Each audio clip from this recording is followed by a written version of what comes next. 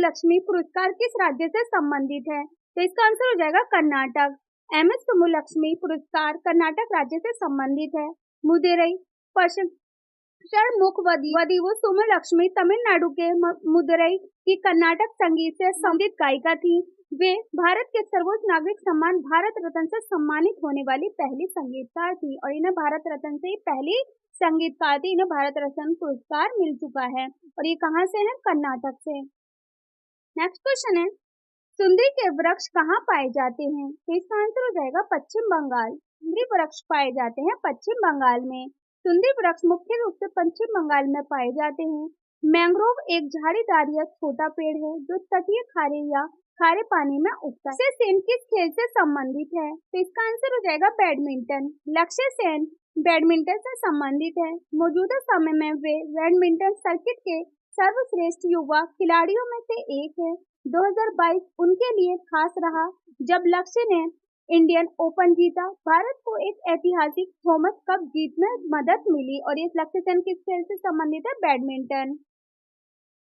Next question है, उत्तर पूर्वी monsoon कहाँ बारिश करवाता है? तो इसका आंसर हो जाएगा तमिलनाडु। और कौन कौन से राज्य हैं? उत्तर पूर्वी मानसून देश के 36 मौसम प्रभागों में से केवल 5 भागों जैसे कि तमिलनाडु, पुडुचेरी भी शामिल है, केरल, तटीय आंध्र प्रदेश, रायलसीमा और दक्षिण कर्नाटक में ही वर्षा करते हैं। छठ पूजा किस राज्य से संबंधित है? तो इसका आंसर हो जाता है बिहार। छठ पूजा बिहार राज्य से संबंधित है। कहा जाता है ये पर्व मैथिल, मगही और भोजपुरी लोगों का सबसे बड़ा पर्व है। यह उनकी संस्कृति है। छठ पर्व बिहार में बड़े धूमधाम से मनाया जाता है। ये पर्व बिहारी या पूरे भारत का ऐसा एकमात्र पर्व है जो वैदिक काल से चला आ रहा है और अब तो ये बिहार की संस्कृति बन चुका है। तो छठ पूजा किस राज्य से संबंधित है? बिहार राज्य से संबंधित है और बिहार में बड़े धूमधाम से मनाया जाता है। ये उनकी एक कला मतलब एक संस्कृति बन चुका है। नेक्स्ट क्वेश्चन है, डीपीएसपी कहाँ से लिया गया है? तो इसका आंसर हो जाएगा आयरलैंड। डीपीएसपी आयरलैंड से लिया गया है।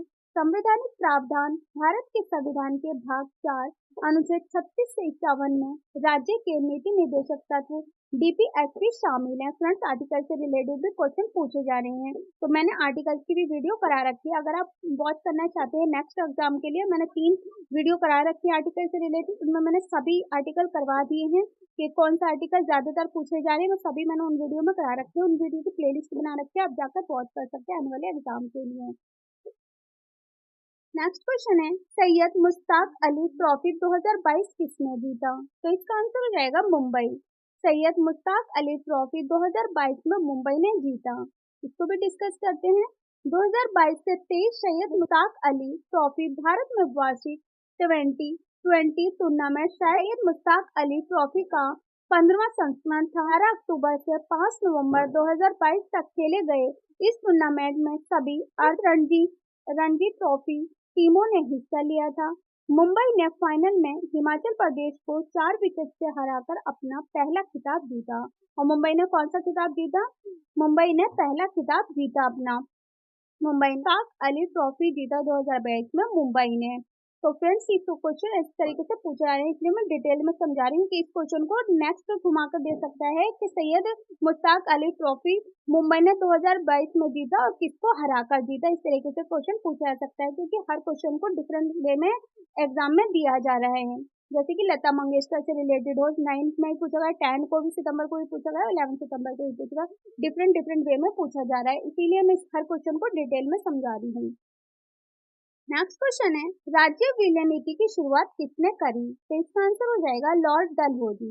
लॉर्ड डलहौजी ने राज्य विलय नीति की शुरुआत की। इसको भी डिस्कस करते हैं।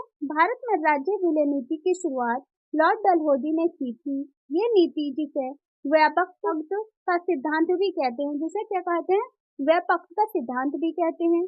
उन राज्यों पर कब्जा किया गया जिनके शासक की मृत्यु के बाद कोई प्राकृतिक उत्तराधिकारी नहीं था। लॉर्ड डलहौजी ने इस नीति के तहत कई राज्यों को अपने में मिला लिया था, जिनमें सतारा 1848, संबलपुर 1850, उदयपुर 1852, और नागपुर 1853 और झांसी 1854 शामिल है। क्या क्या शामिल है लॉर्ड डलहौजी में कि इस नीति के तहत कई राज्यों को अपनाने ले लिया था, जिसमें कि सतारा 1848 में कब्जा कर लिया था और संबलपुर को 1850 में, उदयपुर को 1852 में, नागपुर को 1853 में और झांसी को 1854 में। फ्रेंड्स, इस तरीके से भी क्वेश्चन बन सकता है एग्जाम में, इसीलिए मैं पॉइंट टू पॉइंट समझा रही हूँ क्वेश्चन को।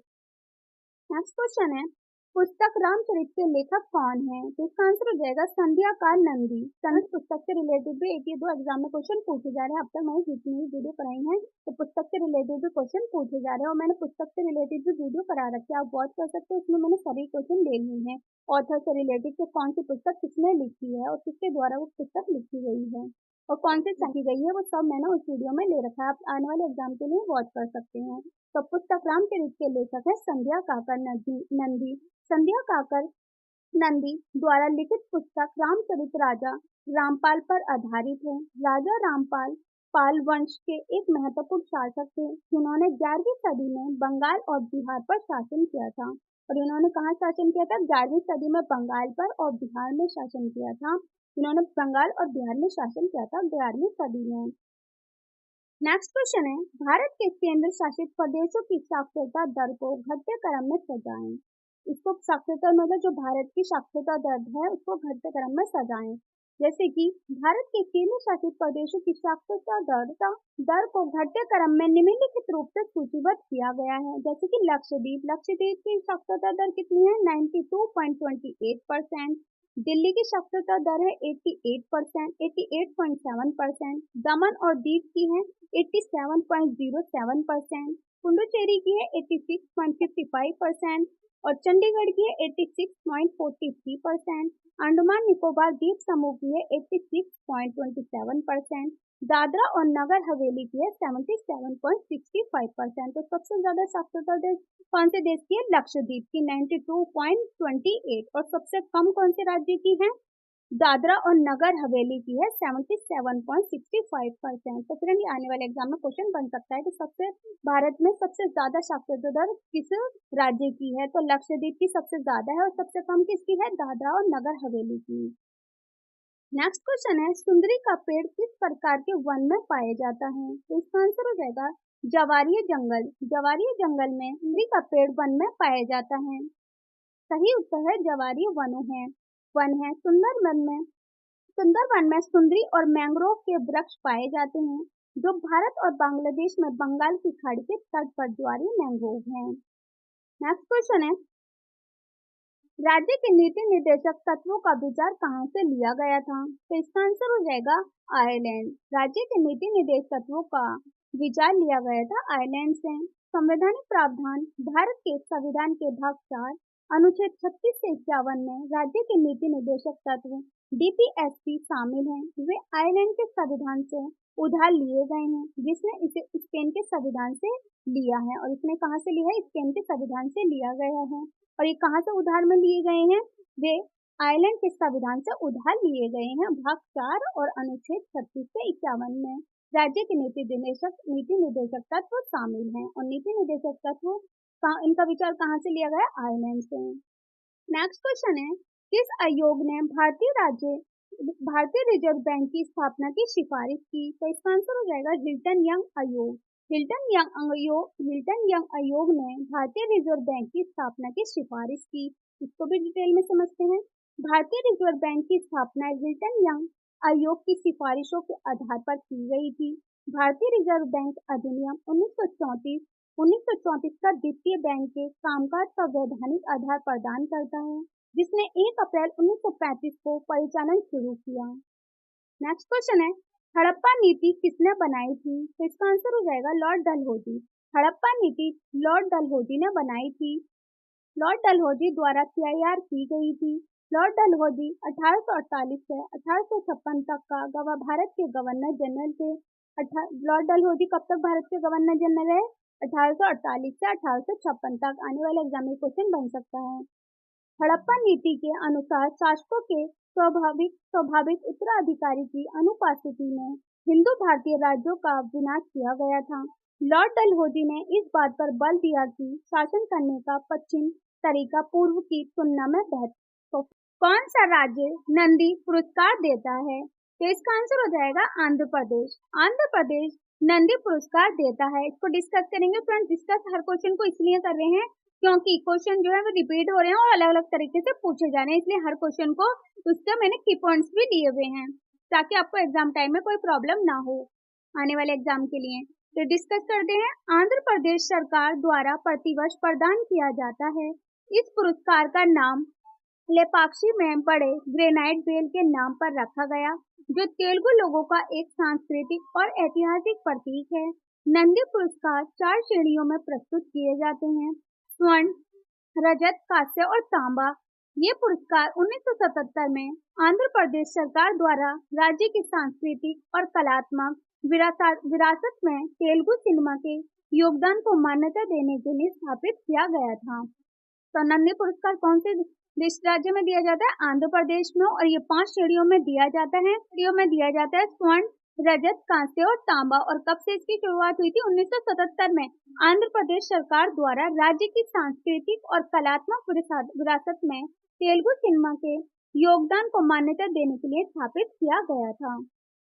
नेक्स्ट क्वेश्चन है, महात्मा गांधी का जन्म कब और मृत्यु कब हुई थी? तो इसका आंसर हो जाएगा, महात्मा गांधी का जन्म हुआ था 1869 में। और कहाँ हुआ था? पोरबंदर में। महात्मा गांधी का जन्म 2 अक्टूबर 1869 में पोरबंदर, भारत। मृत्यु 30 जनवरी 1948 दिल्ली में हुई थी। पर एक भारतीय राजनीतिक थे। तो महात्मा गांधी का जन्म कब हुआ था? 2 अक्टूबर 1869 को। और इनकी मृत्यु कब हुई थी? 30 जनवरी 1948 को। तो महात्मा गांधी का जन्म 1869 को हुआ था और कहाँ हुआ था? पोरबंदर में। नेक्स्ट क्वेश्चन है, भारतीय ओलंपिक संघ किस वर्ष स्थापित किया गया था? तो फ्रेंड्स, मैंने पेरिस ओलंपिक से रिलेटेड 3 वीडियो करा रखी है और उनकी प्लेलिस्ट भी बना रखी है। आने वाले एग्जाम के लिए आप वॉच कर सकते हैं क्योंकि ओलंपिक से रिलेटेड भी क्वेश्चन पूछे जा रहे हैं एग्जाम में, एसएससी सीजीएल में। तो आने वाले एग्जाम के लिए प्रिपरेशन कर सकते हैं। पेरिस ओलंपिक की मैंने प्लेलिस्ट बना रखी है, वेरी वेरी इंपॉर्टेंट है। उसमें मैंने सभी क्वेश्चन लिए कि इसकी शुरुआत कब से हुई और सबसे पहले कहाँ दिया गया और किस वजह से इसकी शुरुआत की गई, सभी क्वेश्चन मैंने उसमें ले रखे हैं। तो स्टार्ट करते हैं। भारतीय ओलंपिक संघ किस वर्ष स्थापित किया गया था? तो इसका आंसर हो जाएगा 1927 में। ओलंपिक संघ 1927 में स्थापित किया गया था। इसको भी डिस्कस करते हैं। इसने भारत में खेलों के विकास, संस्थागतकरण को गति दी और 1927 में भारतीय ओलंपिक संघ IOA का गठन किया गया, जिसके संस्थापक अध्यक्ष कर दोराबजी टाटा और सचिव डॉक्टर AG। भारतीय ओलंपिक संघ की स्थापना 1927 में हुई थी। ये एक अस्थायी अखिल भारतीय ओलंपिक समिति का गठन 1923 से 24 में किया गया था और जिसने फरवरी 1924 में अखिल भारतीय ओलंपिक खेलों का आयोजन किया। और 1924 के पेरिस ग्रीष्मकालीन ओलंपिक में भारत का प्रतिनिधित्व करने के लिए प्रबंधक हैरी क्रोबक के साथ 8 एथलीटों का दल भेजा गया। किसका दल भेजा गया था? कि ओलंपिक में भारत का प्रतिनिधित्व करने के लिए हैरी क्रोबक के साथ 8 एथलीट को दल भेजा गया था। और कब भेजा गया था? 1924 में पेरिस ग्रीष्मकालीन ओलंपिक में। और 1927 में इसको स्थापित किया गया था। इंपोर्टेंट है फ्रेंड्स, की पॉइंट्स आने वाले एग्जाम के लिए। नेक्स्ट क्वेश्चन है, राजराज प्रथम का शासनकाल कब से कब तक? प्रथम का शासनकाल कब से कब तक था? 1947 से 1014 ईस्वी तक।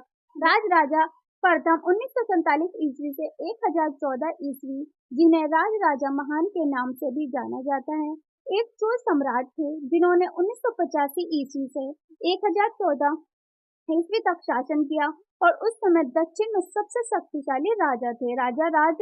राजा प्रथम का शासनकाल कब तक रहा? 947 से 1014 तक। और ये एक चोल सम्राट थे जिन्होंने 1985 से 1014 ईस्वी तक शासन किया और उस समय दक्षिण में सबसे शक्तिशाली राजा थे राजराजा प्रथम। राजराजा प्रथम मध्य तमिल राजराज चोल, शास्त्रीय संस्कृत राजराज चोल 3 नवंबर 947 जनवरी फरवरी 1014, जिन्हें राजराजा महान के नाम से भी जाना जाता है, एक चोल सम्राट थे जिन्होंने 985 से 1014 ईस्वी तक शासन किया। नेक्स्ट क्वेश्चन है, पद्म भूषण पुरस्कार से सम्मानित उस्ताद सबारी खान एक डैश खिलाड़ी थे। तो इसका आंसर हो जाएगा सारंगी। और उनका नाम क्या था? उस्ताद सबरी खान। पद्म भूषण से सम्मानित किया गया था सारंगी, जो कि उनका नाम है उस्ताद सबरी खान। सही उत्तर है सारंगी। भारतीय सारंगी वादक उस्ताद सबरी खान का जन्म 21 मई 1927 को हुआ था। वे सैनिया घराने के सदस्य थे।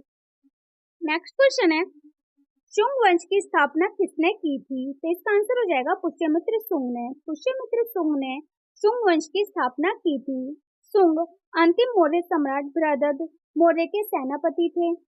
शुंग वंश की स्थापना पुष्यमित्र शुंग ने की थी। पुष्यमित्र शुंग मौर्य साम्राज्य के अंतिम सम्राट बृहद्रथ के सेनापति थे। उन्होंने 185 ईसा पूर्व में बृहद्रथ की हत्या कर दी थी और खुद को राजा घोषित किया। शुंग वंश का शासन 185 ईसा पूर्व से 73 ईसा पूर्व तक चला।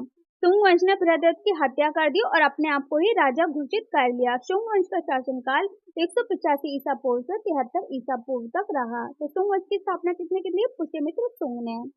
नेक्स्ट क्वेश्चन है, भारत के संविधान के अनुच्छेद 80 में राज्यसभा की अधिकतम संख्या कितनी निर्धारित की गई? तो इसका आंसर हो जाएगा 250। भारत के संविधान के अनुच्छेद 80 में राज्यसभा की अधिकतम संख्या 250 निर्धारित की गई और संविधान के अनुच्छेद 80 में राज्यसभा की अधिकतम सदस्य संख्या 250 निर्धारित की गई, जिसमें से 12 सदस्य राष्ट्रपति द्वारा मनोनीत किए जाते हैं और 238 राज्यों और 3 केंद्र शासित प्रदेशों के प्रतिनिधित्व होते हैं। नेक्स्ट क्वेश्चन है, नीनो जलधारा कहां पर घटित होती है? तो इसका आंसर हो जाएगा पेरू के तट पर। एल नीनो जलधारा पेरू के तट पर घटित होती है। इसको भी डिस्कस करते हैं। एल नीनो छोटे बच्चों को संदर्भित करता है और ये दक्षिण अमेरिका में पेरू के तट पर मध्य और पूर्व मध्य भूमध्यवर्ती प्रशांत क्षेत्र में घटित होता है। व्यापारिक पवन समुद्र के गर्म स्थायी जल को दक्षिण अमेरिकी तट से दूर ऑस्ट्रेलिया एवं फिलीपींस की ओर धकेलते हुए प्रशांत महासागर के किनारे किनारे पश्चिम की ओर बहती है और एल नीनो गर्म जल धारा है, जिसके आगमन पर सागरीय जल का तापमान सामान्य से बढ़ जाता है। तो एल नीनो जलधारा कहाँ घटित होती है? पेरू के तट पर। नेक्स्ट क्वेश्चन है, नंदी अवार्ड किस राज्य में दिया जाता है? तो इसका आंसर हो जाएगा आंध्र प्रदेश और तेलंगाना। नंदी पुरस्कार आंध्र प्रदेश और तेलंगाना सरकार हर साल देती है और ये पुरस्कार तेलुगु सिनेमा, थिएटर और टेलीविजन में उत्कृष्टता और भारतीय सिनेमा में जीवन भर की उपलब्धियों को पहचानता है। नंदी पुरस्कार से जुड़ी कुछ खास बातें हैं, जैसे कि इस पुरस्कार का नाम लेपाक्षी में बड़े ग्रेनाइट बेल के नाम पर रखा गया है। ये बैग तेलुगु लोगों का एक सांस्कृतिक और ऐतिहासिक प्रतीक है। तो नंदी पुरस्कार को किस नाम से रखा गया है? लेपाक्षी से बड़े ग्रेनाइट बैल के नाम पर रखा गया है और ये बैल तेलुगु लोगों का एक सांस्कृतिक और ऐतिहासिक प्रतीक है। नंदी पुरस्कार 4 श्रेणियों में दिया जाता है, स्वर्ण, रजत, कांस्य और तांबा। फ्रेंड्स, ये क्वेश्चन बन सकता है कि नंदी अवार्ड किस श्रेणियों में दिया जाता है? तो 4 श्रेणियों में दिया जाता है, स्वर्ण, रजत, कांस्य और तांबा। थिएटर के लिए नंदी नाटकोत्सव पुरस्कार भी दिया जाता है। ये पुरस्कार सामाजिक, पौराणिक और काव्यात्मक नाटकों को दिया जाता है। आंध्र प्रदेश सरकार ने 1964 में नंदी पुरस्कार की शुरुआत की थी। तो फ्रेंड्स, ये भी क्वेश्चन बन सकता है कि आंध्र प्रदेश ने नंदी पुरस्कार की शुरुआत कब की थी? तो कब की थी? 1964 में। नंदी पुरस्कारों की घोषणा आखिरी बार साल 2017 में हुई थी और तेलुगु फिल्म उद्योग से इस पुरस्कार को फिर से शुरू करने की मांग की जा रही है। मतलब तेलुगु फिल्म जो आई थी, तो उससे क्या हुआ कि उस पुरस्कार को फिर से शुरू करने की मांग की जा रही है। और सबसे पहले कब दिए गए? इसकी शुरुआत कब हुई? 1964 में। और किसके द्वारा हुई? आंध्र प्रदेश की सरकार के द्वारा। नेक्स्ट क्वेश्चन है, राज्यसभा का अनुच्छेद कौन सा है? तो इसका आंसर हो जाएगा अनुच्छेद 80। अनुच्छेद 80 संविधान का अनुच्छेद 80 राज्यसभा की अधिकतम संख्या 250 निर्धारित करता है, जिसमें से 12 सदस्य राष्ट्रपति द्वारा मनोनीत किए जाते हैं और 238 सदस्य राज्यों और 3 संघराज्य क्षेत्रों के प्रतिनिधित्व होते हैं। तो राष्ट्रीय सभा का अनुच्छेद कौन सा है? 80। सारे आर्टिकल कवर करा चुकी हूँ, उसकी मैंने प्लेलिस्ट बना रखी है। अब तक मैंने 3 वीडियो जो करा रखी है उसमें मैंने सभी और कौन सा आर्टिकल किससे संबंधित है वो सभी उसमें समझा रखा है। आप आने वाले एग्जाम के लिए उस वीडियो को वॉच कर सकते हैं, उसकी प्लेलिस्ट बना रखी है। नेक्स्ट है सकर्मक तत्व किस ब्लॉक में रखे गए हैं? तो इसका आंसर हो जाएगा डी ब्लॉक। सकर्मक तत्व आवर्ती श्रेणी के डी ब्लॉक में पाए जाते हैं। इन तत्वों को आवर्त श्रेणी में एस और पी ब्लॉक तत्वों के बीच रखा गया है। सकर्मक तत्वों को 3 श्रेणियों में बांटा गया है।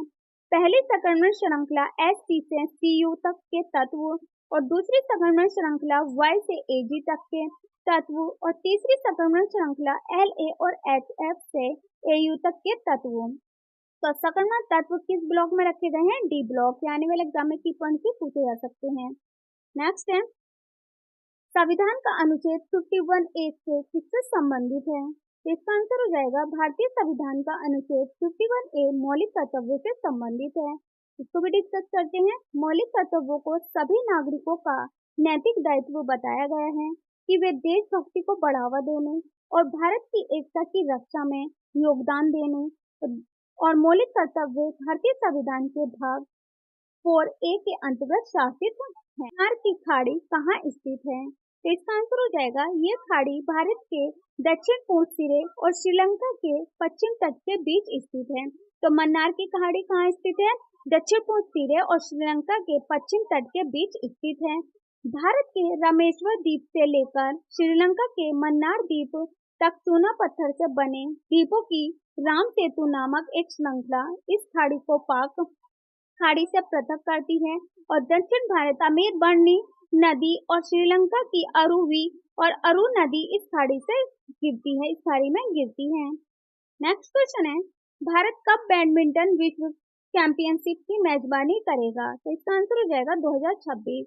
भारत 2026 में बैडमिंटन विश्व की चैंपियनशिप की मेजबानी करेगा 2026 में। मंगलवार को घोषणा की गई कि विश्व बैडमिंटन महासंघ ने 2026 के लिए BWF विश्व चैंपियनशिप की मेजबानी भारत को सौंपी है।